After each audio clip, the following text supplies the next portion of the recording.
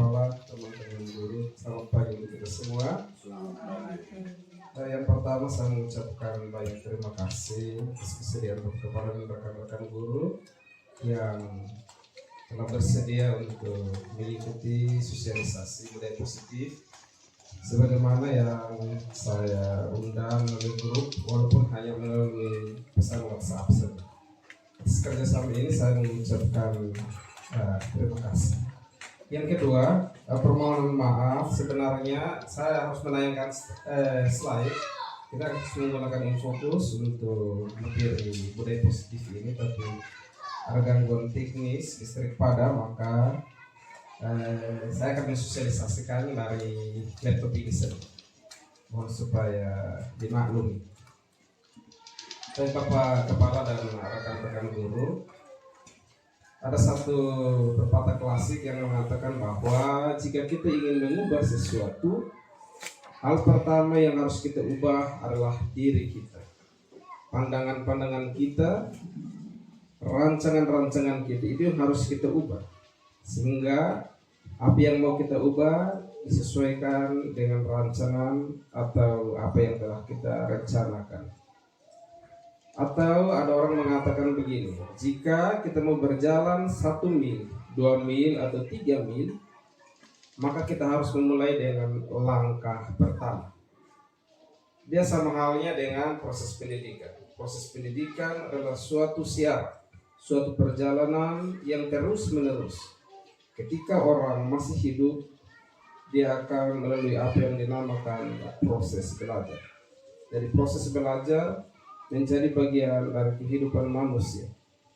Belajar untuk menjadi hingga pada akhirnya mencapai tujuan dari belajar itu sendiri, yakni keselamatan dan kebahagiaan. Pada hari ini saya akan mensosialisasikan beberapa hal tentang budaya positif. Yang pertama tentang budaya positif. Budaya itu dikatakan budaya karena dari kebiasaan. Kebiasaan ini akan menjadi karakter. Kebiasaan yang dilakukan terus akan menjadi karakter dan menjadi pribadi seseorang. Jadi yang dimaksud dengan budaya positif adalah pembiasaan yang bernilai positif. Di dalam budaya positif ini mengandung sejumlah kegiatan yang mampu menumbuhkan karakter murid. Ini contohnya seperti yang sudah kita lakukan. Pembiasaan positif di lingkungan sekolah. Nanti melalui pembiasaan positif ini akan membentuk karakter siswa. Budaya positif itu perlu dibangun dalam suatu kelas. Budaya positif dapat dibangun dengan cara menyediakan lingkungan belajar yang positif, aman, nyaman agar murid-murid mampu berpikir, bertindak, dan menciptakan dengan merdeka, mandiri, dan bertanggung jawab. Kita sangat membutuhkan budaya positif di dalam lingkungan belajar. Hal ini dimaksud supaya menumbuh kembangkan sikap gotong royong, mampu melakukan kegiatan secara bersama-sama hingga menciptakan kolaborasi antara siswa dan guru hingga menciptakan apa yang dinamakan profil pelajar Pancasila. Profil pelajar Pancasila ini ada beberapa bagian. Yang pertama, beriman, bertakwa kepada Tuhan Yang Maha Esa, dan berakhlak mulia. Yang kedua, mandiri. Yang ketiga, gotong royong. Yang keempat, berkebinekaan global. Yang kelima, bernalar kritis. Dan yang keenam, kreatif. Untuk mencapai budaya positif ini ada beberapa hal. Saya menuliskan ada 7 hal yang perlu dilakukan sehingga menjadi budaya positif. Budaya positif ini menjadi rumah utama, sedangkan bagian-bagian itu adalah jalan-jalan untuk mencapai apa yang dinamakan budaya positif. Yang pertama itu tentang perubahan paradigma belajar atau perubahan pandangan tentang belajar. Pada bagian ini ada dua poin yang saya mau sampaikan. Yang pertama itu tentang pendidikan. Menurut Ki Hajar Dewantara, pendidikan itu adalah proses menuntun. Jadi kita guru itu tugasnya itu menuntun siswa. Karena dia mengatakan begini, bahwa setiap anak yang lahir, yang sejak lahir masih kecil, masih bayi, itu dia sudah lahir dengan kekuatan dirinya. Dia sudah ada kelebihannya, ada kemampuannya, ada talenta, bakat dan minatnya. Itu sudah ada sejak anak itu masih kecil. Tugas guru adalah menuntun. Ketika dia sekolah, tugas guru menuntun agar siswa itu bisa menemukan apa yang sudah dia miliki. Jadi kita tidak merubah dia. Kita tidak merubah pribadi anak itu, tapi kita menuntun dia supaya dia menemukan apa yang sudah ada sejak dia bawa sejak lahir. Jadi dia mengatakan bahwa anak yang lahir itu, kamu istilah dulu kita bilang seperti kertas kosong. Anak yang lahir itu kertas kosong ditulis oleh guru. Tapi Ki Hajar Dewantara dia bilang tidak. Anak yang lahir itu sudah coretan-coretan. Coretan-coretan itu yang bakat, talenta, minat yang dibawa sejak lahir itu. Jadi tugas kita adalah membantu siswa untuk melebalkan yang coretan-coretan itu supaya menjadi jelas. Itu bagian pertama dari perubahan pandangan atau paradigma belajar. Yang kedua itu tentang apa yang dinamakan teori kontrol. Di sini ada beberapa, ada 3, ada 4 teori tentang teori kontrol. Itu mengatakan begini, dia mencontohkan begini. Teori pertama atau ilustrasi pertama itu dia mengatakan begini, guru mengontrol murid. Di sini pandangannya sering kita memandang bahwa guru dapat memaksa murid untuk melakukan segala sesuatu. Tetapi yang sebenarnya kita tidak bisa memaksa murid untuk melakukan sesuatu. Atau ketika biasanya kita suruh dia untuk melakukan ini. Ketika dia melakukan apa yang kita perintah, itu mengandaikan bahwa siswa tersebut dia mengizinkan dirinya untuk dikontrol oleh guru. Jadi ini ada kesadaran ketika kita memaksa, tapi berbeda dengan ketika dia menyadari bahwa dia harus melakukan. Nah ini yang perlu kita temukan dalam diri siswa, menumbuhkan kesadaran itu. Yang kedua dari teori kontrol itu apa yang dinamakan dengan budaya positif, efektif dan bermanfaat. Penguatan positif ini maksudnya begini. Misalnya tentang hadiah misalnya. Nanti kalau kamu rajin belajar, nanti kamu dapat hadiah. Tetapi nanti pada akhirnya suatu saat, misalnya yang kita janjikan itu tidak terpenuhi, maka ini menjadi penurunan. Ini berdampak kepada siswa. Jadi misalnya kemalasannya tidak mau belajar lagi karena yang sudah pernah dijanjikan tidak terpenuhi. Yang ketiga, kritik dan membuat orang merasa bersalah. Ini yang biasa harus kita perhatikan tentang memberi kritik dan membuat orang merasa bersalah. Jadi tujuan dari kritik itu baik, tetapi kalau kita menciptakan sampai siswa merasa bersalah, nanti ke depan, di sini kita lakukan terus menerus ke depan, dia akan menjadi kebiasaannya. Dia akan memandang diri, saya membuat itu tak bisa salah terus. Dia merasa dirinya merasa rendah. Jadi tidak ada penguatan positif. Kritik boleh, tapi jangan sampai membuat dia merasa bersalah. Nanti itu di bagian restitusi, ada di bagian terakhir, itu akan saya tampilkan bagaimana kita memberi penguatan kepada siswa untuk dia kembali kepada dirinya sendiri. Yang ketiga, yang terakhir, itu hak untuk memaksa. Banyak orang dewasa merasa percaya bahwa mereka memiliki tanggung jawab untuk memaksa siswa untuk melakukan segala sesuatu. Tetapi pada saatnya nanti, paksaan-paksaan ini bisa menimbulkan permusuhan. Misalnya, biasa paksaan itu biasanya kadang dalam bentuk misalnya fisik misalnya atau verbal. Kalau ini dibiarkan terus-menerus, siswa akan membenci kita guru. Maka kita perlu cara untuk melakukan teori kontrol terhadap para murid. Hal kedua, tadi hal pertama untuk budaya positif, hal kedua itu tentang disiplin positif. Disiplin pada dasarnya itu berkait erat dengan hukuman. Jadi orang yang tidak disiplin atau siswa yang tidak disiplin pasti akan mendapat hukuman. Tetapi disiplin positif di sini dikatakan bahwa disiplin adalah proses belajar. Disiplin positif merupakan pendekatan mendidik anak untuk melakukan kontrol diri dan membentuk kepercayaan diri. Jadi disiplin di sini adalah kita harus menumbuhkan kesadaran siswa sehingga dia mengadakan kontrol sendiri untuk dirinya sendiri. Jadi kita tidak memaksa lagi. Misalnya yang kemarin kita mencoba pakai bel, itu salah satu bentuk disiplin positif. Kalau kita pakai lonceng yang pertama, setiap lonceng kita pasti harus berteriak, suruh lonceng silahkan masuk. Tapi sekarang kita pakai bel, dengar saja otomatis mereka langsung ke kelas. Itu salah satu contoh kecil tentang disiplin positif. Cara menanamkan disiplin positif kepada anak-anak, kepada murid-murid itu harus dilaksanakan sejak dini. Yang pertama, dilaksanakan sejak dini.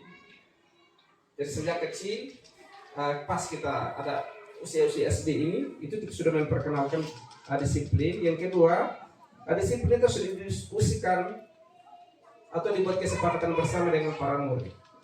Itu nanti pada di bagian kesepakatan kelas nanti. Itu dia nampak disiplin. Jadi harus disepakati dengan siswa.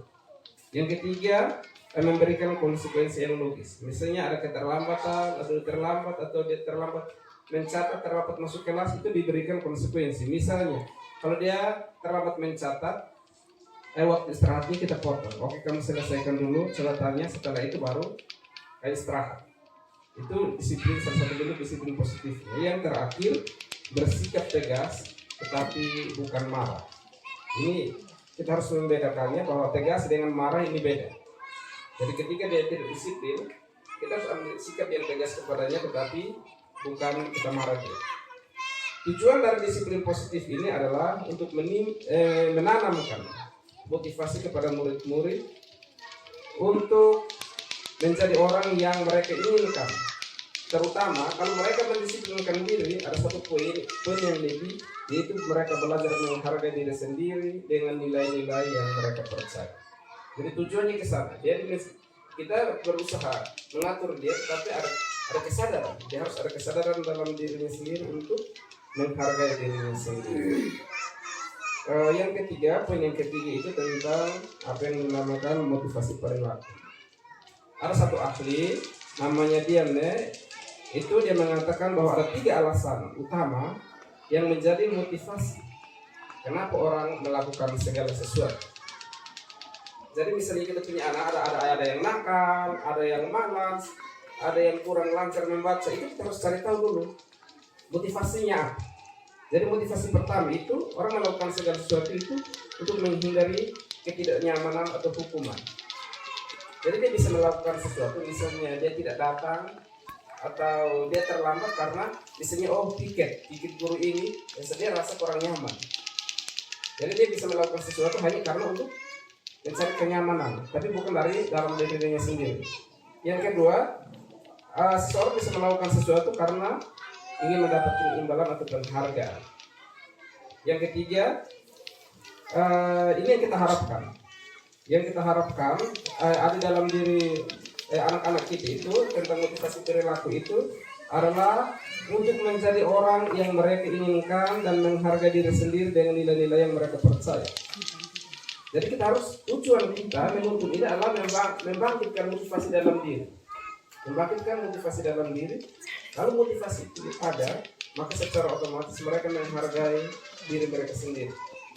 Jadi perlu ada kesadaran itu. Yang poin keempat dari Harun besar tadi itu adalah kebutuhan dasar manusia. Nah, ini yang menjadi hal penting tentang kebutuhan dasar untuk berkaitan dengan tentang motivasi tadi, motivasi perilaku. Kebutuhan dasar manusia itu dia mengatakan begini: seluruh perilaku yang dilakukan murid pada dasarnya memiliki tujuan. Murid membutuhkan apa yang namanya kebutuhan hidup. Di dalam kebutuhan ini ada beberapa tahapan nanti berkaitan dengan teori perilaku itu. Yang pertama itu kebutuhan untuk bertahan hidup. Yang kedua, cinta dan kasih sayang. Yang ketiga, kebebasan. Yang keempat, kesenangan dan kekuasaan. Ini kaitannya dengan teori perilaku tadi. Dia melakukan segala sesuatu untuk apa?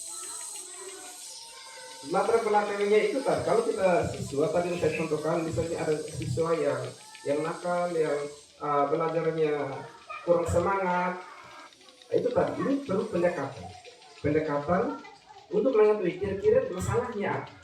Nah, masalah ini menjadi kebutuhan dia, sehingga kita melakukan pendekatan berdasarkan kebutuhan itu.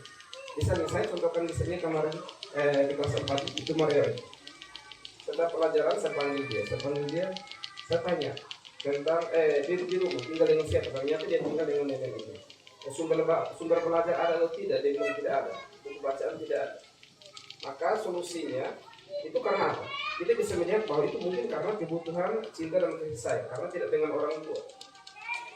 Jadi solusinya saya coba kasih di satu buku, terus saya minta bantuan Eca untuk sore-sore mereka sama-sama bantu dia untuk membaca. Minggu kemarin saya masuk itu, saya coba kasih dia untuk duduk sendiri, dan walaupun masih agak lambat, tapi dia sudah mulai pelan-pelan bisa menggabungkan dan bisa membaca. Jadi itu pendekatan yang perlu kita buat. Nanti ada masalah siswa kenakalan siswa, kita ini ada siswa yang nakal, yang terlambat, yang belajarnya masih menurun. Ini perlu pendekatan. Kita perlu pendekatan untuk tahu tentang alasan utamanya yang membuat dia kurang semangat untuk belajar. Yang kelima tadi poin utama itu adalah yang dikatakan posisi kontrol, restitusi. Saya sedikit gambarkan tentang restitusi. Restitusi itu suatu proses untuk mengembalikan anak ketika dia berbuat salah, kita mengembalikan dirinya untuk menemukan kepercayaan diri. Dan setelah dia berbuat salah, kita tidak memarahi secara langsung, tapi proses yang kita gunakan untuk dia kembali ada penguatan. Kita memberi penguatan kepada dia untuk dia kembali memperbaiki diri. Posisi kontrol ini khususnya untuk ditujukan kepada guru. Posisi kontrol guru, kita ada di posisi mana? Di sini ada beberapa posisi, ada sekitar 5 posisi. Coba nanti saya sampaikan. Yang pertama itu tentang posisi penghukum, posisi kontrol sebagai penghukum. Apakah kita sebagai penghukum atau tidak? Posisi penghukum di sini itu hukumannya itu biasa bentuk berupa fisik atau verbal, menghardik, menunjuk, menyakiti atau menyindir. Itu penghukum. Ketika ada siswa yang bersalah, apa kita ada di kategori ini? Yang kedua itu pembuat rasa bersalah. Membuat rasa bersalah biasanya kita ada ada dalam bentuk verbal, ceramah, menunjukkan kekecewaan. Akibat dari membuat rasa bersalah, kita membuat siswa merasa bersalah. Akibatnya nanti siswa itu merasa rendah diri, dia merasa gagal dan tidak berharga. Kalau kita membuat rasa bersalah terhadap siswa terus menerus, maka dia akan memandang dirinya rendah. Yang ketiga, posisi kontrol yang ketiga itu adalah teman. Kita menjadi teman bagi siswa. Ketika siswa ada permasalahan, kita menempatkan diri sebagai teman. Kita minta siswa untuk menyampaikan kenapa dia bisa buat masalah. Jadi kita bercerita, kita membiarkan dia untuk bercerita tentang keadaannya, tentang permasalahannya.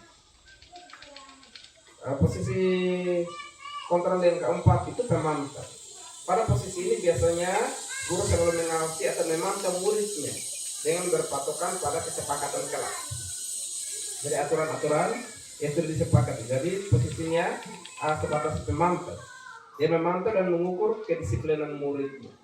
Dampak bagi murid dari posisi kontrol pemantau yaitu menitik beratkan pada dampak pada diri sendiri, mendapat hadiah atau mendapat hukuman. Jadi dia memantau disiplin siswa. Kalau dia tidak disiplin, maka dia akan mendapat hukuman atau seperti ganjarannya seperti ini. Posisi kontrol yang kelima, yang terakhir itu posisi sebagai manajer. Ini yang diharapkan dari posisi kita guru, sebagai menempatkan posisi kontrol kita terhadap murid sebagai manajer. Sebagai manajer, ini dia mengatakan begini. Seorang manajer telah memiliki keterampilan di posisi teman atau pemantau. Jadi dia berada di atas. Manajer ini dia berada di atas dari posisi kontrol sebagai guru, sebagai teman dan pemantau. Bisa jadi di waktu-waktu tertentu kembali menjadi kedua posisi tersebut. Guru pada posisi ini biasanya berbuat sesuatu bersama dengan murid, mempersilahkan murid mempertanggungjawabkan perilakunya, mendukung murid agar tidak menemukan solusi, mendukung murid agar dapat menemukan solusi atas permasalahannya sendiri. Jadi manajer di sini membantu murid untuk mengelola masalahnya sendiri. Misalnya yang tadi, masalah keterlambatan, masalah belum lancar membaca, kita memposisikan diri untuk membantu dia sehingga dia menemukan solusinya sendiri. Jadi kita membantu dia melalui cara-cara kita, pendekatan-pendekatan kita membantu dia untuk dia menemukan masalahnya. Oh, ternyata saya ini kurang lancar membaca ini karena misalnya di rumah itu jarang membaca atau buku sumbernya tidak ada. Dari dia temukan masalahnya sendiri, kita mencoba menawarkan solusi. Oh, misalnya kita kasih buku dan coba tahu belajar mandiri di rumah atau dengan teman. Jadi kita diminta supaya berada pada posisi kontrol sebagai manajer, membantu siswa untuk menemukan masalahnya sendiri, untuk menemukan solusi atas masalahnya sendiri. Poin ke-6 dari rumah besar tadi ya, ini keyakinan kelas. Seperti yang kemarin minggu lalu saya sempat singgung tentang keyakinan kelas. Di sini saya coba mengulangi sedikit lagi dan nanti saya akan tampilkan. Seharusnya saya tampilkan tentang contoh-contoh keyakinan kelas, tetapi sudah termisteri, maka saya coba membacakannya saja. Keyakinan kelas itu adalah salah satu disiplin positif yang bisa kita terapkan dalam membangun budaya positif di sekolah. Jadi keyakinan kelas ini kita buat di dalam kelas. Keyakinan kelas ini berisi aturan-aturan, berisi kesepakatan-kesepakatan antara guru dengan siswa. Cara untuk merumuskannya yaitu guru menjelaskan apa itu keyakinan kelas, terus meminta siswa untuk menyampaikan apa yang menjadi nilai di dalam kelasnya nanti. Jadi guru menyampaikan itu, terus siswa menuliskan keyakinan yang mereka mau. Yang kedua, guru dan siswa sama-sama mengulasnya, apakah ini kita pakai atau tidak. Yang ketiga, guru dan siswa memilih keyakinan kelas yang penting. Dari nilai-nilai yang sudah disampaikan, kita pilih mana yang misalnya kemungkinan lebih besar. Nah, itu yang kita pakai nanti. Yang keempat, mengubah keyakinan kelas menjadi kalimat positif. Yang kelima, mengecek dan menyepakati keyakinan kelas. Jadi ada beberapa contoh tentang keyakinan kelas. Saya coba bacakan yang harus dibuat. Misalnya tentang bertanggung jawab mengerjakan tugas pikir. Jadi ini mereka sepakati terus menjadi aturan kelas. Jadi setiap hari ketika dia tahu bahwa pikirnya, maka dia akan bertanggung jawab untuk membersihkan kelas. Yang kedua, bersikap jujur. Keyakinan kelas. Yang kedua itu tentang bersikap jujur. Yang ketiga, misalnya tentang bersikap tenang saat pelajaran berlangsung. Jadi itu menjadi keyakinan mereka. Jadi ketika ada pelajaran tidak ada yang ribut, karena sudah menjadi keyakinan di kelas. Yang keempat, bersikap sopan dan menghormati guru. Yang kelima, saling menolong. Yang keenam, hidup rukun dengan teman. Jadi itu beberapa contoh keyakinan kelas. Nanti Bapak Ibu guru bisa membuatkan keyakinan kelas ini bersama murid. Ini menjadi kesepakatan bersama. Kesepakatan bersama nanti bisa di PR membantu kita untuk print, lalu kita tempel di kelas kita masing-masing. Jadi keyakinan kelas ini menjadi aturan bersama di dalam kelas. Ketika aturan-aturan ini kita himpun menjadi satu, maka dia akan menjadi apa yang kita namakan budaya positif di sekolah kita. Karena setiap di kelas ada keyakinan. Jadi mereka tidak akan berbuat lebih dari yang sudah disepakati bersama. Karena kita melibatkan mereka di dalam proses pembuatan keyakinan kelas itu. Jadi itu ada contoh tentang keyakinan kelas. Yang terakhir dari materi ini diistilahkan dengan segitiga restitusi. Segitiga restitusi sebagaimana tadi saya sampaikan, bahwa restitusi adalah proses untuk mengembalikan kondisi murid untuk memperbaiki kesalahan mereka sehingga bisa kembali ke dirinya sendiri. Jadi ketika ada masalah, siswa ada masalah, guru membantunya untuk kembali ke dirinya sendiri. Jadi kita tidak mempersalahkan dia melulu. Nanti kita bisa menimbulkan kerendahan dalam dirinya sendiri atau bisa permusuhan, tetapi setelah ada restitusi, setelah ada perbaikan, dia berusaha untuk memperbaiki dirinya sendiri. Di dalam restitusi ini ada tiga bagian yang harus tahapnya, ada 3 bagian. yaitu yang pertama tentang menstabilkan identitas. Ini contohnya begini, ketika siswa ada buat kesalahan, ada buat salah, terus dipanggil oleh guru, terus gurunya menyampaikan bahwa manusia itu biasa, berbuat kesalahan itu biasa manusia sebagai manusia pasti ada yang salah. Dan itu kita menstabilkan dia supaya nanti dia bisa terbuka. Tetapi kalau kita langsung to the point tentang kita fokus pada masalahnya, maka kita tidak tahu tentang akar masalahnya apa, latar belakang masalahnya apa.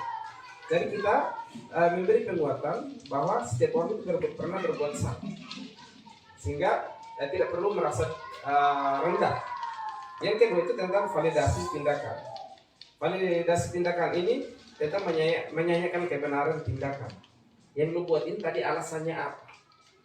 Dan dia cerita, oh ini ibu atau bapak tadi saya buat ini alasannya karena begini. Setelah kita tahu alasannya, langkah terakhir itu menanyakan keyakinan, apakah kamu berubah atau tidak. Nah, yang kita harapkan adalah bahwa setelah ada yang mengetahui kesalahannya, dia ada kemampuan. Kita meyakinkan dia bahwa setelah buat kesalahan, manusia itu biasa berbuat salah.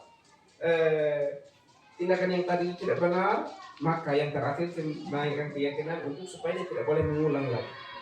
Supaya dia tidak boleh mengulang lagi, yang tadi kita masuk ke dalam keyakinan kelas.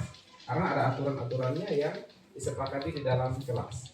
Misalnya keterlambatan atau tidak membuat tugas, itu kita membagikan keyakinannya bahwa setelah kejadian ini, dia akan lebih tepat lagi datang ke sekolah atau dia akan lebih tepat dalam mengumpulkan tugas. Jadi itu kira-kira 3 langkah dari apa yang dinamakan segitiga restitusi. Bapak Kepala dan rekan-rekan guru, ini sekilas gambaran tentang budaya positif yang saya maksudkan tadi. Sekali lagi saya mengucapkan terima kasih atas waktu dan kesempatannya, kesediaannya untuk hadir bersama saya di hari ini. Mungkin sebelum saya akhiri, mungkin ada satu dua kata dari Bapak Kepala menjadi rekan-rekan guru, saya persilakan.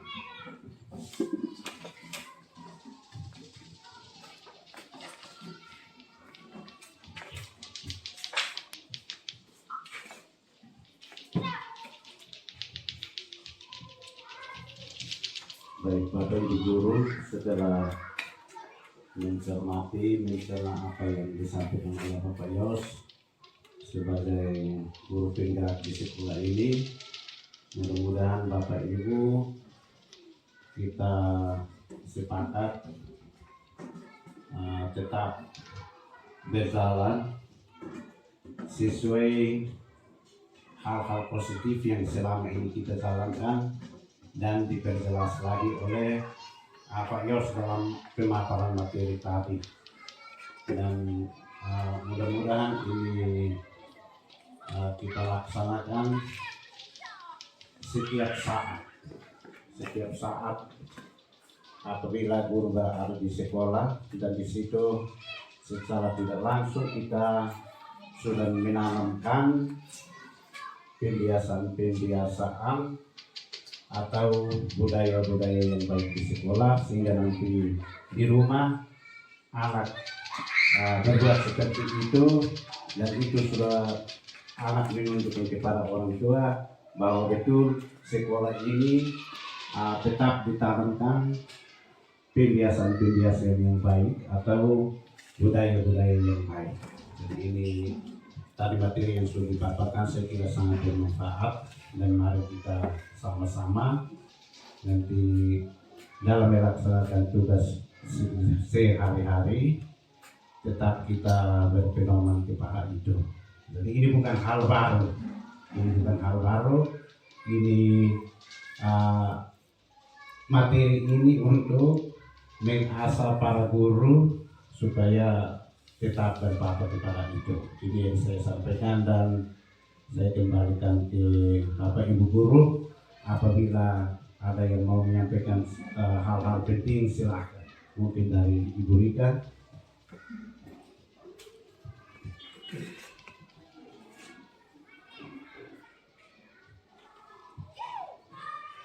Terima kasih atas waktu yang diberikan kepada saya.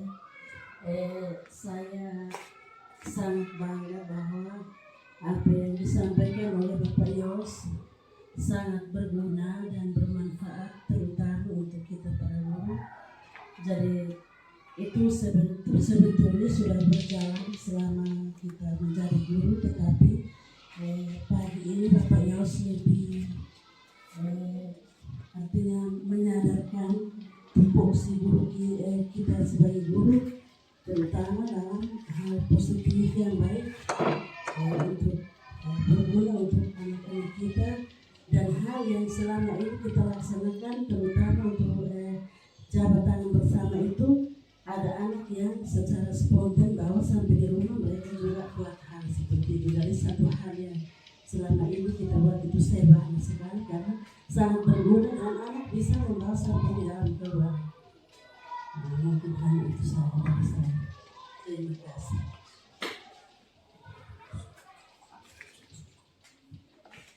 Jadi baik diskusi.